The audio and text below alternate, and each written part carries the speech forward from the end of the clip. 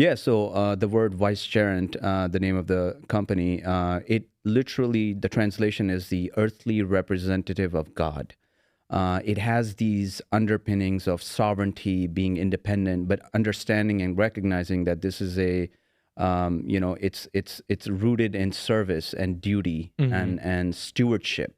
That we have this trust, that we have this covenant, and it is not just about you and yourself, but it's about something beyond you and above you.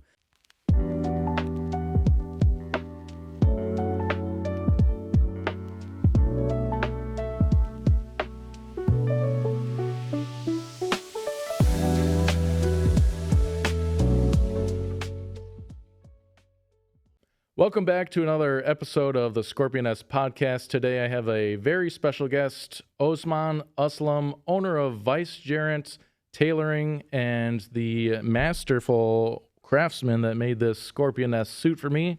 Welcome to the show. Thank you. Thank you, Thomas.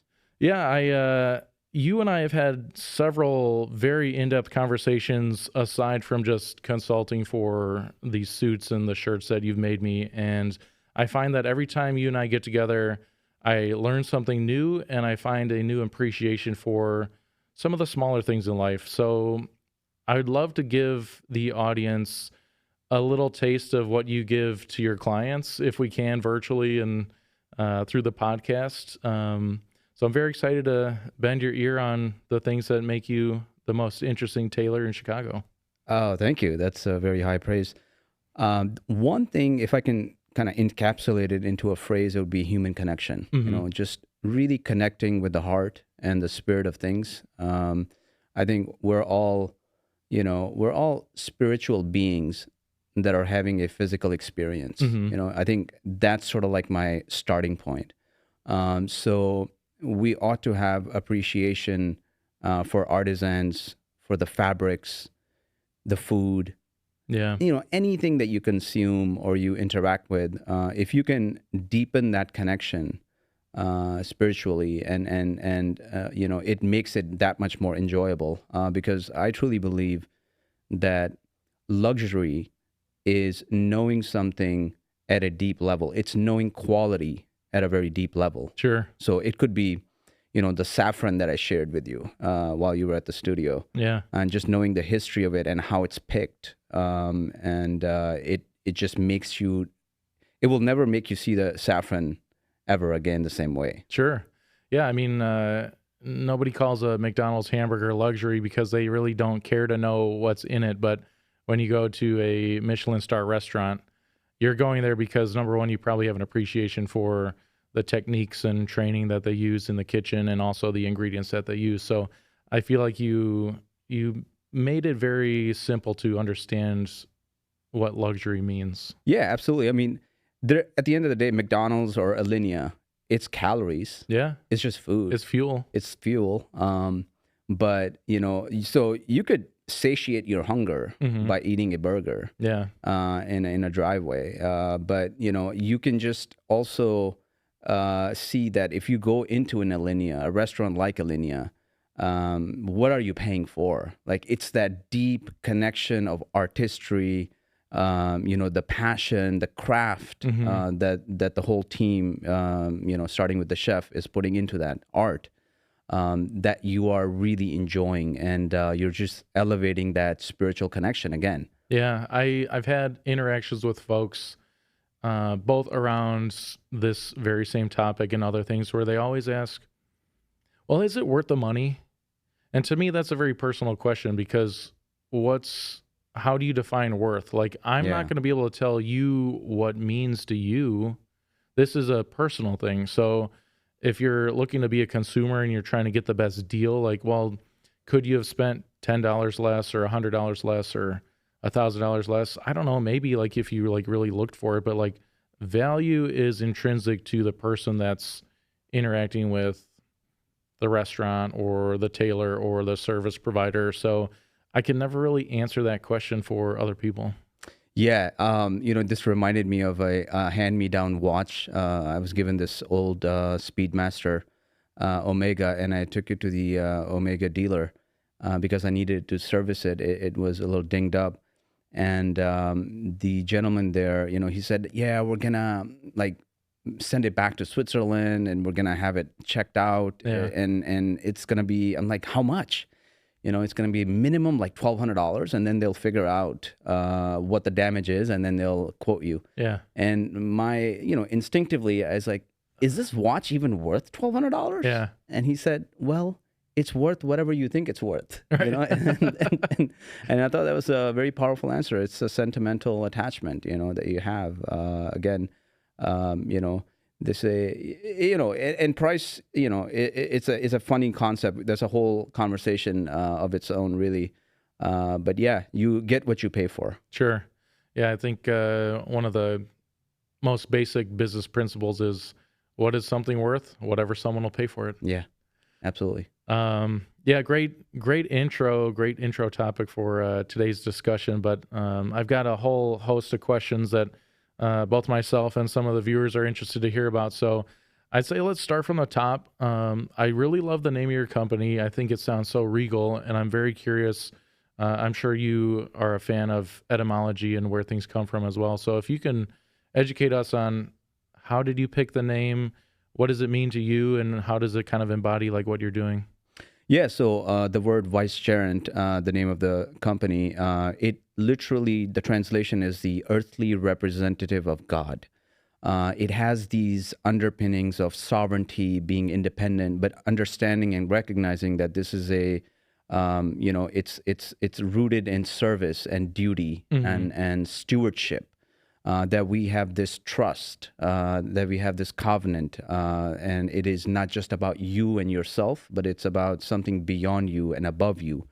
When I was thinking about names or naming the brand, I wanted a reference point where I can always look back and remember, why is it that I'm doing what I'm doing, And while many of the brands, as you know, are named after people, the founder, usually, even interestingly enough, even religions are, like Christianity is named after Christ, Judaism, Judah, and then you have Buddhism after Buddha. And then you got Thomas K. Jewelry after Thomas K. Jewelry, yeah, and which is perfectly fine.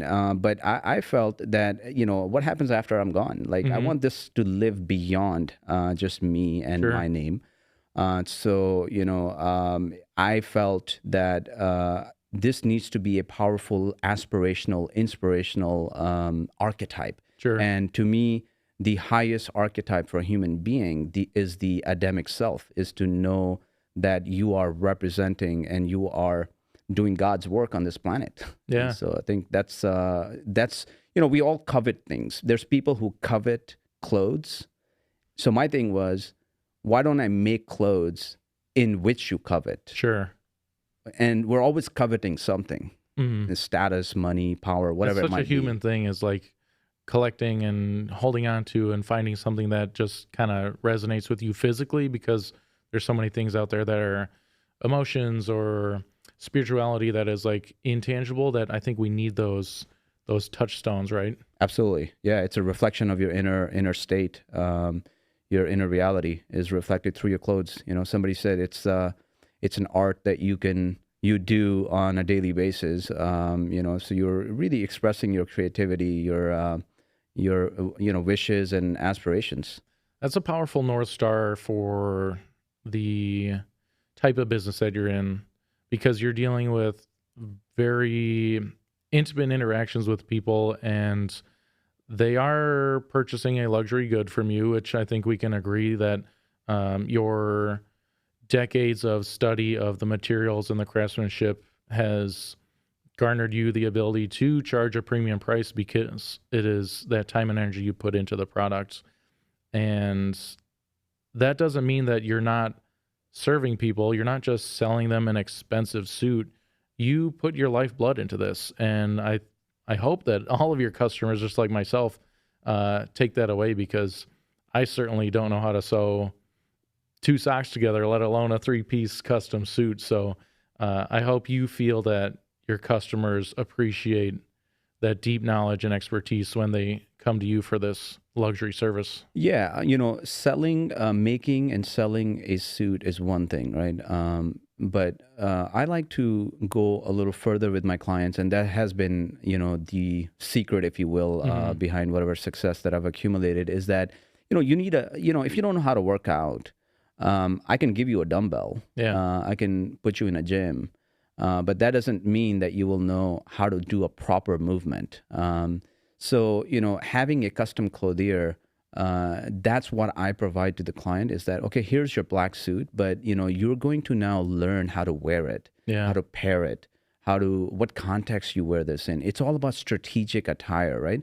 And, there's places where a black three-piece suit is not the right outfit. And knowing that is being a smart dresser. And Yeah. so, it's more than just, and that's what I meant about having that human connection, right? You have somebody, even though, a few years ago, I didn't sell any shoes and people wanted to go buy some shoes to go with the suit that I had made. Yeah. And, they could text me and I could, give them my 2 cents in terms of what will work with that outfit. So that's, the luxury, the white glove service that I try to provide. If it's a 9-star, how can I make this a 10-star? Yeah. So that's really what it's at the heart of it.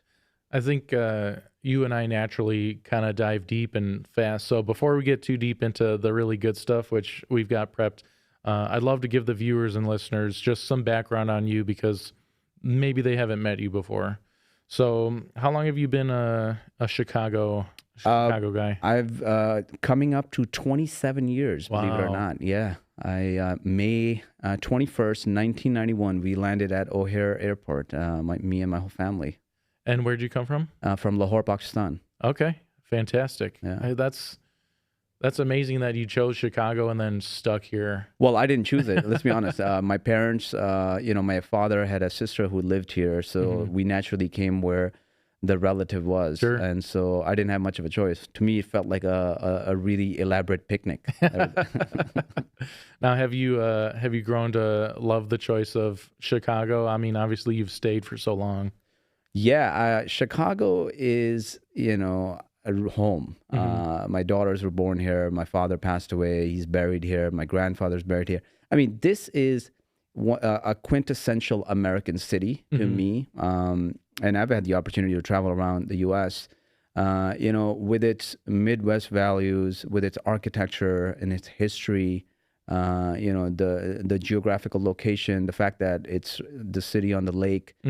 Chicago has, great, diverse, a repertoire. Sure. And the weathers. I mean, we have all 4 seasons. So, I like to say, and I do believe in that Chicago remains one of the last true American cities that wears a proper suit. Hey, I like that. Yeah, I mean, if you think about it, you need those seasons to be able to wear certain items of clothing, and we get to express fashion in ways that other regions don't. We've got the iconic kind of like raincoat and hat that looks very old school mobster Chicago, and you got your overcoats for the winter, and you can wear suits 2 to 3 seasons in the year depending on how long winter is here. But then we do get summer and spring, so you get to flex the short sleeves and sometimes we get all of those 4 seasons in one day, right? Yeah, isn't that wild? So the weather is really a joke here in Chicago, and only Chicagoans understand that. Whenever I travel, Thomas, it's people. I say I'm from Chicago, and they're like, "Oh, Windy City, Michael Jordan, or Windy City." Those are the two. I started reflecting on this. I realized that, as sad as this sounds, we actually have such extreme cold that people actually die. The old and the people who are sick, they actually die of cold weather. And then in the summertime, you hear of these reports in the newspaper. You have people that die from the heat and humidity. I'm like, what other place on the planet that can do that or claim that? It's pretty wild. Yeah. Well, back to your comment about all 4 seasons in a day. It's almost as important as ever to have a custom tailor on call for when you need 4 outfits in a day. Yeah. So I'm very, very happy that we connected because it's tough out there in Chicago. Yeah. But I love Chicago. Chicago is a beautiful place. It's got great texture. It's so walkable. If you have a bike, whatever you might be into, it's there. It has something for you, Yeah. and it still has that conservative, traditional Midwest values. Absolutely. Yeah, we like to hit on that on the podcast. I mean, we have such great diversity in this state, and I feel like people that maybe aren't living in downtown every day maybe miss a little bit of that. Because I hear suburbs folks be like, "Oh, we've got the standard like Taco Bells and Applebee's and all this stuff, but I really miss the food downtown because if you can think of a culture, there's probably a restaurant that has that food in Yeah, Chicago." absolutely. My mom wants me to, she wants me to move to the suburbs, and I think of the fact that I can hop on a bus and I can hear Swahili or some Nigerian people speaking in their language Yeah. or in Spanish, and you see people from all walks of life, and just on your block, and that's pretty amazing. Only in America. Yeah, I agree. So before you launched Vicegerent, what were you doing? What were you studying? Like, how did you get into this business in the first place? Is working for the man, as they say, 9 to 5. I worked for an architectural metal design company, and did the marketing and sales component of it. It's the job that kept me at a desk for 9, 10 hours. The work was really few hours, but then the rest of the time you just had to sit there. Yeah. And I hated it, to be honest with you. It was like fighting my biology. And to make things worse, our boss, fantastic guy, great work ethic, but he was a former school principal. I mean, imagine like we had a tardy, like if we were late, and Oh my God. And, like, yeah, I'm you an can't make adult. this up. So it was just not something that I was cut out for. Mm-hmm. So what struck you as like fabric and fashion is going to be my path? Like there was something in you that something had to start like this is something I'm interested in, and then grows into I think I can make this a business. Can Yeah. you touch on that? Yeah, great question. So it goes back goes to like really college days when we're trying to express ourselves. We have this newfound independence, Yeah. and we're going out and meeting new people, and we're trying to dress up. That some of my dorm mates just started trusting my choice of clothing, and I was one of the first people that grabbed I bought a Casio digital camera. This is way back in 2003, 2002. And I started taking photos of people and I started sharing it with them. And these were the early days of Friendster, the Facebook. And I started realizing that people are taking the photos I took of them and are making that as a profile photo. Oh, wow. So you can see like even there's no clothing right now. I'm just literally helping somebody look dignified and taking a picture of it and sharing it very happily with them. Yeah. And them embracing that and sharing it further, right? That's a big compliment for someone to take that. That really is that's the real seed behind now people trusting me with their clothes and their wardrobe and their sartorial choices, right? So once that got established, it was only a matter of time that clothing came in, and people started, they already had that trust with me. Yeah. And they're like, what should I wear? It's my wedding, blah, blah, blah. So take me through, like, how did you move from corporate to, like, were you doing fashion on the side? Like, everyone has a 9 to 5 and then your passion's 5 to 9, they say. Were you 5 to 9ing just like creating your own suits or like researching fabrics, or like how did you grow from corporate to your own business owner? Yeah, so I did both for about 6-7 months, and my passion, I should say my dislike for the 9 to 5 was so strong that I didn't care what my side gig is going to bring on, because it just made me happy, even though it didn't really pay me at the time. Yeah.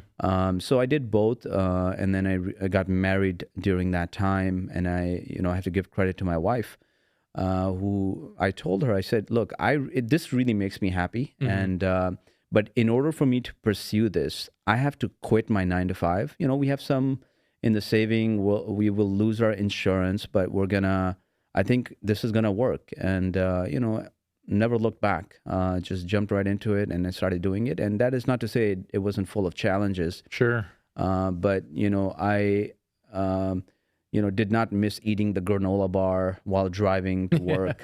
Believe me, I like making my omelet nice and easy. Absolutely. Yeah, that's I think you hit on a couple key things. Number one, you aligned with someone that aligned with your vision, a true partner in your wife's sense. And not everyone can say that.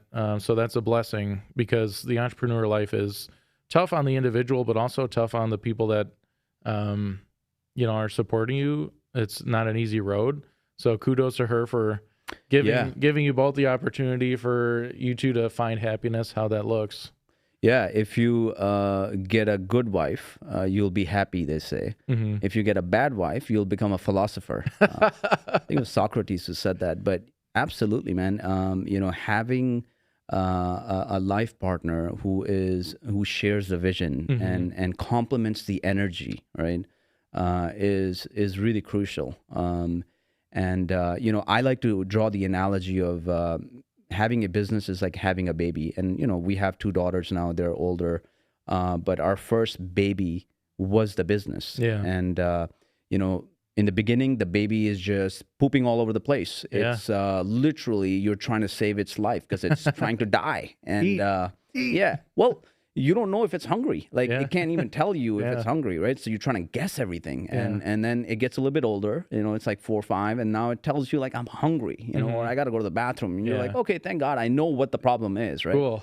But then it gets a little bit older, and then, now when, I've been in the business for 13, 14 years, it can close the door. Hey, man, can you grab me some water? So it's nice to have that, I love that analogy for businesses, because I think it's so relatable. And I don't know, I'm not a parent, but I wonder which parents like have a newborn or the terrible twos, and they're like, I just wish you were like 16 so that you can drive to the grocery store. And bigger kids, bigger problems, I've been told.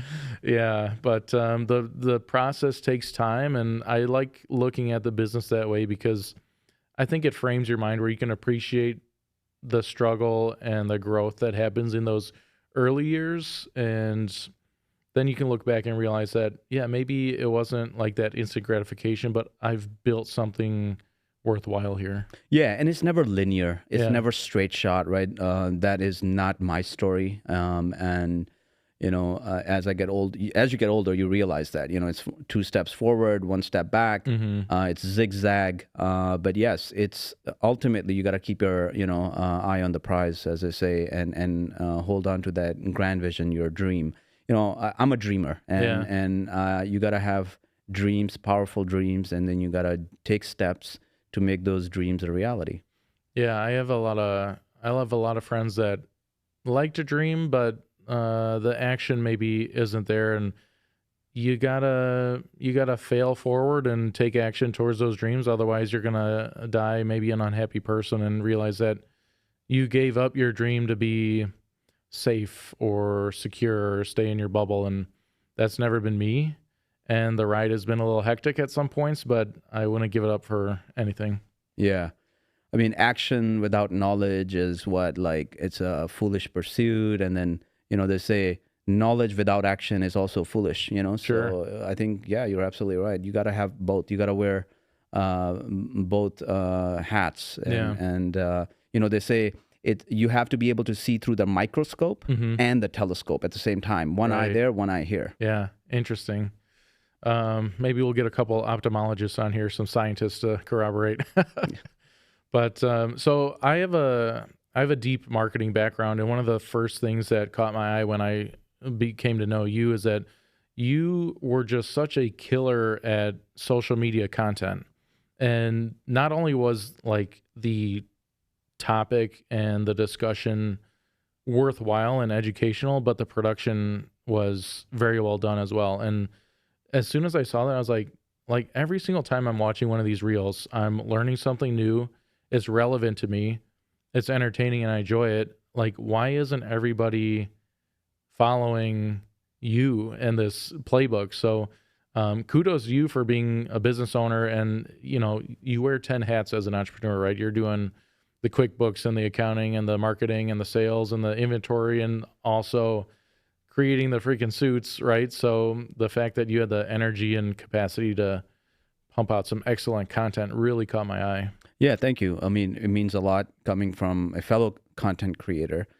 I think it was the extension of the conversations, Thomas, that we were having in the studio. Hmm. And so for many months and years, I would say something to a client and they'd be like, bro, has to be on the gram. Yeah. You have to record this. Like, this should be a podcast. And Yeah. I was like, oh, thank you. That's very nice of you, blah, blah, blah. But then, I realized if you're not doing content creation nowadays as a brand, Hmm. you're really missing out. It's a disservice. It's sort of like the dictate of our times that we have to have some, content creation strategy. But I think what we wanted to do from the very beginning was to sort of not follow what was feeding the algorithm. Yeah. Although my video guy did come up to me and say, "Hey, let's do this. 5 ways you can dress your suit, or here are the 5 tips." Blah blah Sure. blah. But ultimately, the things that really gained traction, a couple of our videos that had more than 10 million views were just very ordinary conversations about a burgundy shoe. Yeah. For example, that video went super viral. And another one was about this famous fabric mill, Holland and Sherry, claiming that somehow the Victorian English were the first to wear cashmere I fabric. remember And, that reel. yeah. Yeah. So, those two are something that are just very personal to us, and Yeah. we put it out there, and and they did great. So yeah, thank you for noticing that. Yeah. It's not easy, but to all you entrepreneurs out there, any content is better than no content when you're starting, and then you can refine as you go. Because if there's anything I learned, especially after this being episode 10 of the podcast, is that the more you do it, the more comfortable you get, and then you start really refining, and it just gets better and better. Yeah, I mean, I played baseball, so I love this analogy. It's like you gotta pick a pitch. Yeah. Like, when are you gonna swing? Yeah. You have to decide. You're not gonna decide in that last millisecond when the ball is already on its way. Like, there has to be some calculation. You're like, all right, you know what? This is the one I'm gonna swing at. So you have to take that. It's a game of anticipation. Yeah. You're not going to stay on the roster long if you just watch 3 strikes go by and go sit down. Yeah, exactly. So let's get into more of like the science and stuff. Let's talk colors. How do you go about recommending certain color palettes to people, or what can, like, men, for example, take away from something that's not just the black suit? Yeah, I think the question that you're asking has to do. I'd like to answer it this way. Mm-hmm. I think we should focus on the forest and not so much on the trees.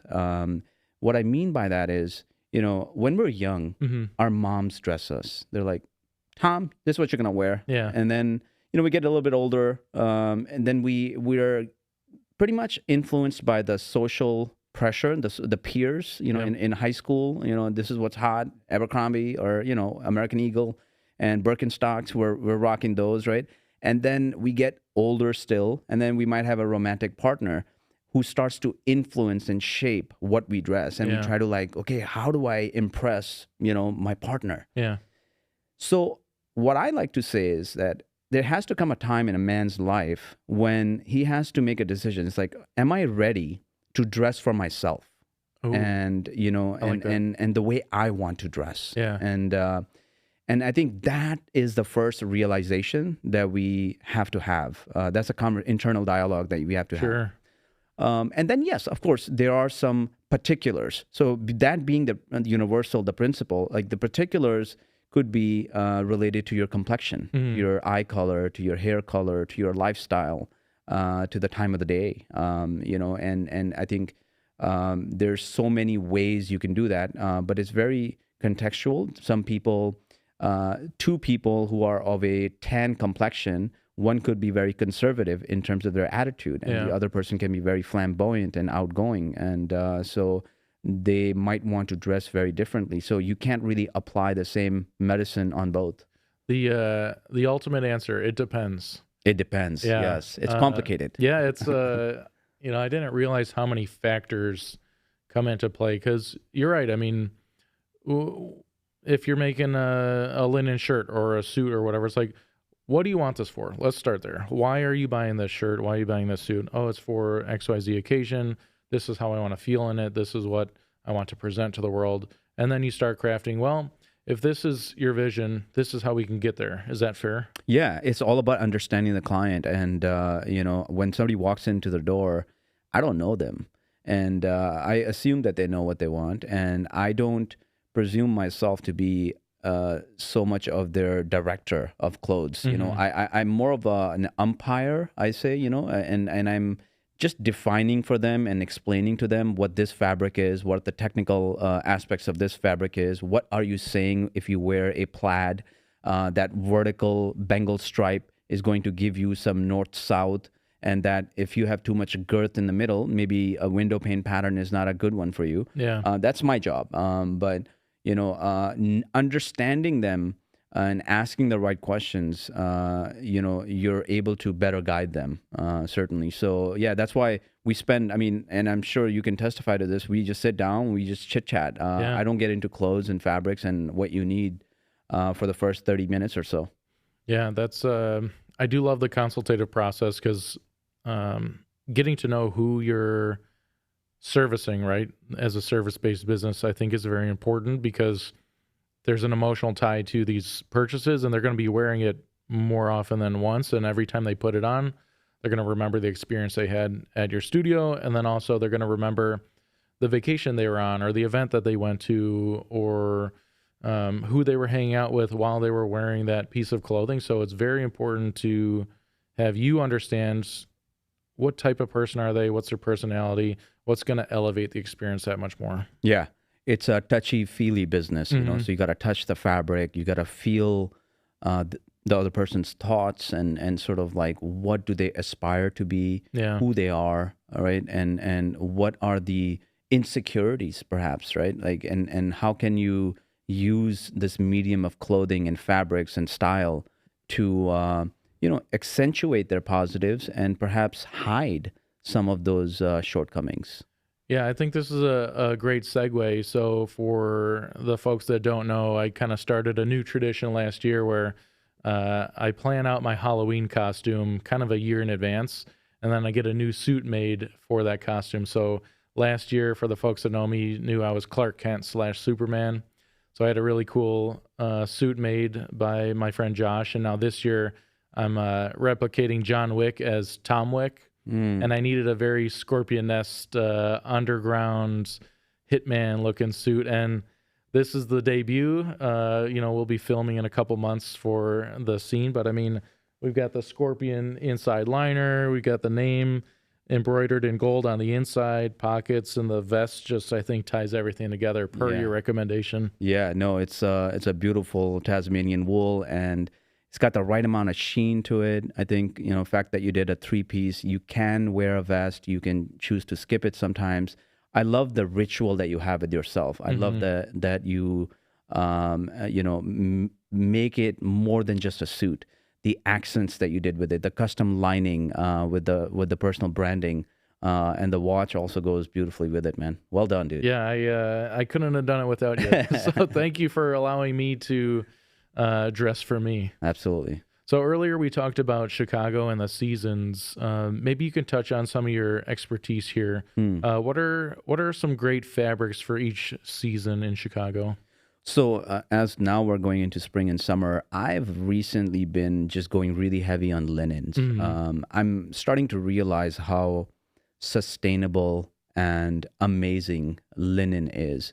It's easy to wash, easy to dry, and easy to take care of. And the fabric has been, it's very sustainable. It's not damaging to the environment. So I think if it's spring, summer, linen is the way to go. Obviously, I do wear cottons. Cottons are great. I love fabrics with texture. As you can see, right now I'm wearing a 100% cotton seersucker suit, which is in black. Very rare to have a black seersucker.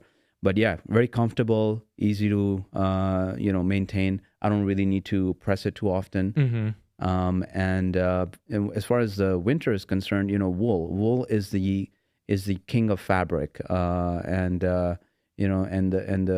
it's really a fabric that is antimicrobial. Hmm. It's got breathability. It's porous. It's natural sheep hair.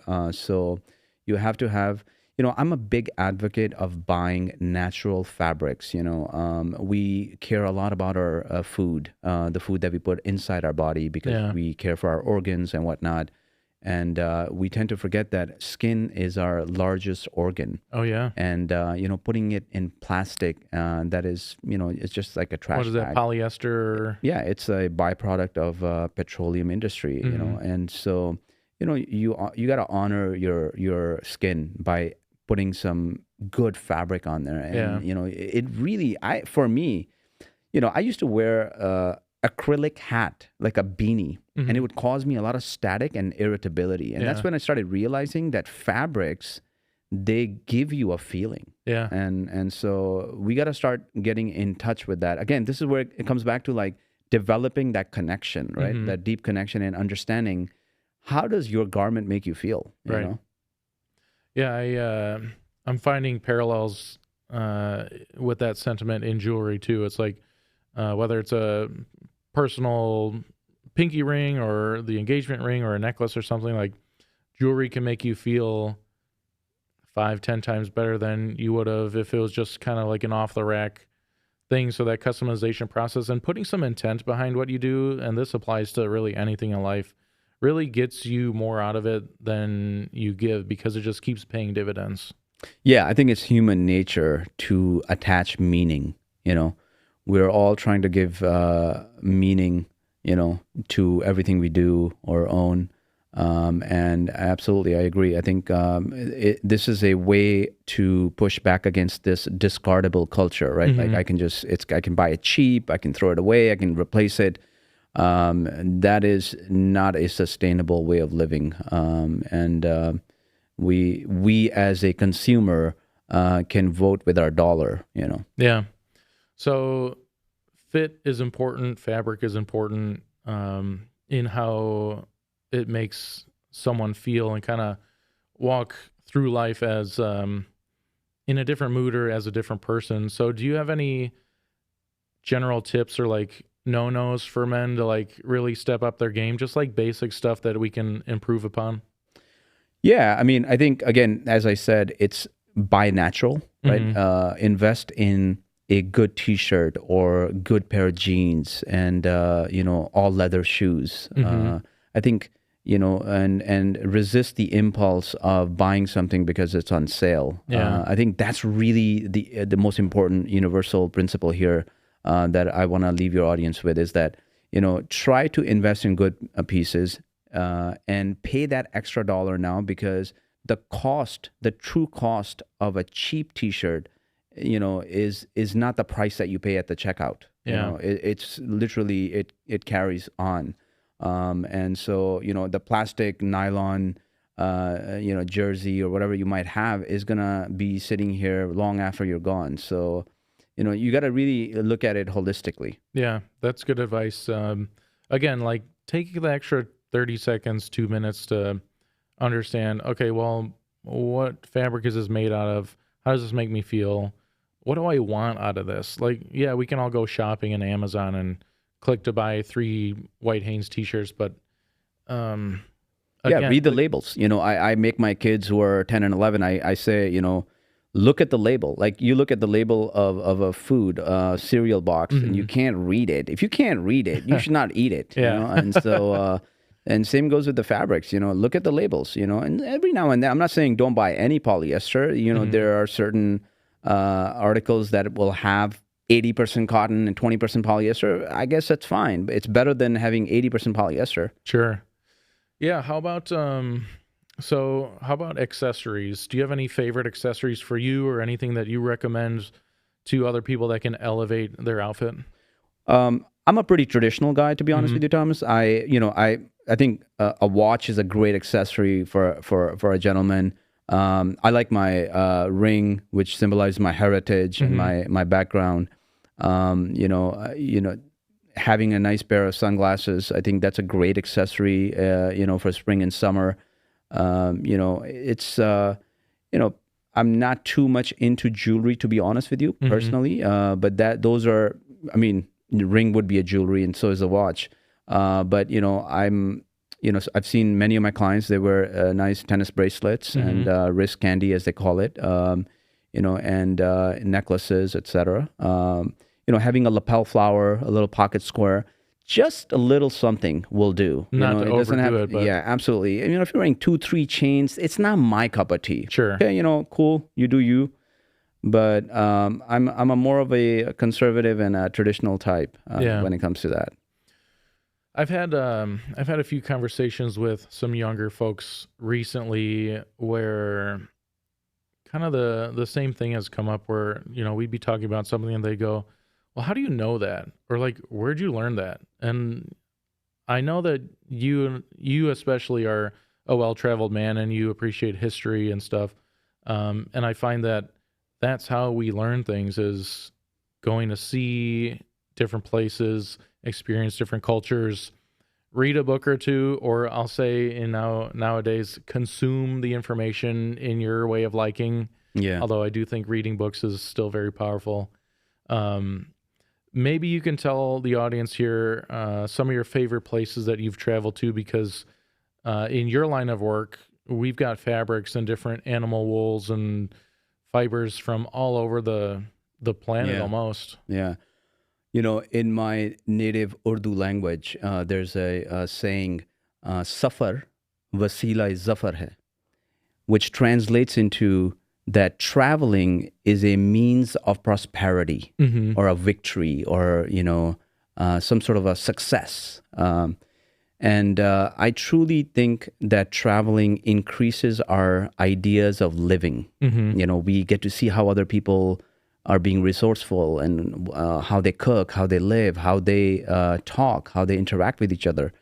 And it's being like in the movie, you know?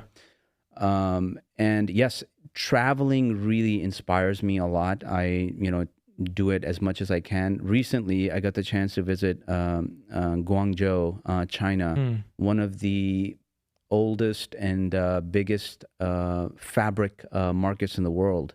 Really? Is located in Guangzhou, mainland China. China is a really a strange country. Your phone doesn't work the same way. You don't have WhatsApp or Facebook. Currency. There's no real paper currency there. Oh wow!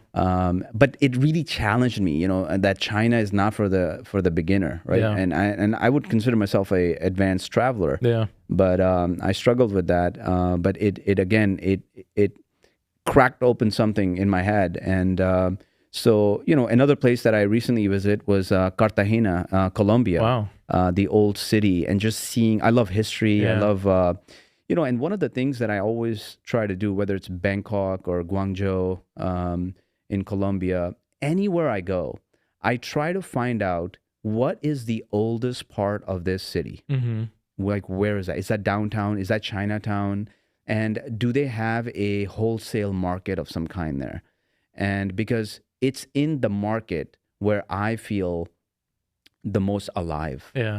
And if I can see that they have some sort of a fabric tradition, I always make it a point to buy some local fabric that is being produced. That's my little ritual that I do. Yeah. Do you have any other favorite countries where you've been to that maybe just like really inspired you, and maybe like you brought maybe a ritual or something back with you? Because, for example, I know you brought the saffron, and we had a conversation about how tedious it is to harvest that and the importance of it, and like how precious it is in small doses. So I'm just thinking of like, what are some of those other little touch points that you've brought back with you from your travels? Yeah, I mean, I got the chance to go to India for the first time in my life, and I think India is, really a place where, I mean, the Beatles went there. Leonard Cohen lived there. It's a place that really sparks a creative something in you. The sounds, the noise, even the pollution, and seeing this ancient society, ancient civilization operating into the modern world is really remarkable.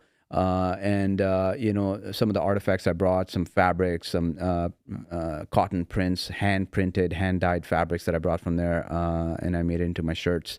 And also another place would be Istanbul, Turkey. Mm-hmm. Again, I think one of the guys I met there, he said that Istanbul is called the baklava because the baklava has like 40 layers, and that's how their city is. Wow. Because the ancient Hittites, the Romans, the Greeks, the Arabs, the Hans, they all have conquered this city, and so they each left their little flavor there.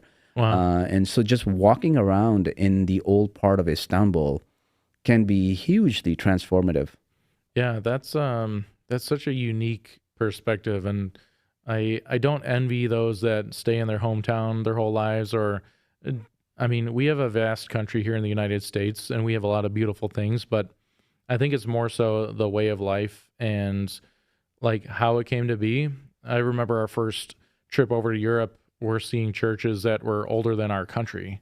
That, just think about that for a second. It's like U.S. has been around for a couple hundred years, but this church has been around since medieval times. Yeah. Just that perspective, I think, changes somebody. Absolutely. That's why I love history. Mhm. Everything has a history, and if it doesn't, it's probably not really interesting. Yeah. And I think that's it. You walk into France or Italy and England, you see the Notre Dame, and you're like, wow, this Mhm. building has been around. Since before Christopher Columbus or whoever. It's just like it's no different than being in the Muirwoods, amongst the great red sequoias. The giants Yeah. in San Francisco. Like to know that this tree existed when Jesus Christ walked the earth. It's like something like It's like makes you realize like your little yeah, we're role. worried about paying taxes over here, and Yeah, we're just one blip in the universe. So yeah, absolutely. take a little time to get some perspective, travel a little bit, eat some new food, and just experience what you can on this world, because life's short. Yeah. So towards the end of the episode, I like to dig in on a couple fun questions, just some Chicago topics. So what are some of your favorite restaurants and stuff to visit in Chicago? Well, Chicago being the farming, steak and potatoes. I love Prime and Provision right on the river. I think for steaks, and my wife loves the risotto there. I mean, I love Mexican food. It really depends, Thomas, on what kind of cuisine I'm craving. But Soko, I think it's pronounced, Mexican food, phenomenal. A couple of restaurants. I like Linea Brava. It's like a Baja style open fire cooking Oh, yeah. in the West Loop area. Too many to name, really. Yeah. Are there any restaurants that your kids beg you to get from time to time? Yeah, so we go to this Asian fusion restaurant, new on Illinois Street. They know the server and they know the ambiance quite well. So that's become a little bit of they have sushi and Pan Asian cuisine there. So Very nice. Yeah. Who do you think would be a great next guest? That's your job to figure out, man. The Scorpion S podcast. Because I know you've met many interesting people in your travels. I have a close friend who is doing this phenomenal chef scene. He's really James Beard nominated, Zubair, who I think you should interview. He's, I think, wonderful. Can really tell you about the food culinary scene. The man behind Mira. If you're interested in fabrics, there is one of the oldest fabric shops in Chicago. The owner, Greg, wonderful gentleman, and I think it was his grandfather who started this business, Fishman's Fabric. I think he could probably tell you some really fascinating stories of how that business is evolving. I think. I think those two would be two wonderful people to talk to. Yeah, I'd love to get more culinary folks on here. So thank you for the recommendations. We'll have to tag them in the post and get connected with them offline, but we'd love to hear their stories. For for the business, I know you're kind of filled up for the next couple of months, which is a blessing. But for the folks that are dying to get a suit by Vicegerent, how can they find you? Vicegerent.com. That's VICEGERENT.com. We're on social media. Instagram is where we're quite active. So Vicegerent Official, look for the peacock. And yeah, there is a waiting right now. We are at maximum capacity. At the time of recording. So if you watch this a year from now, give him a shout, DM him or something, because you never know if you can slip in and get a really nice fabric suit. Yep. Look forward to it. Yeah. Thanks for coming on the show. It's been obviously another great conversation, and hopefully we continue to create masterpieces like this and just enjoy each other's company. It's been a pleasure. Thank you. Thanks.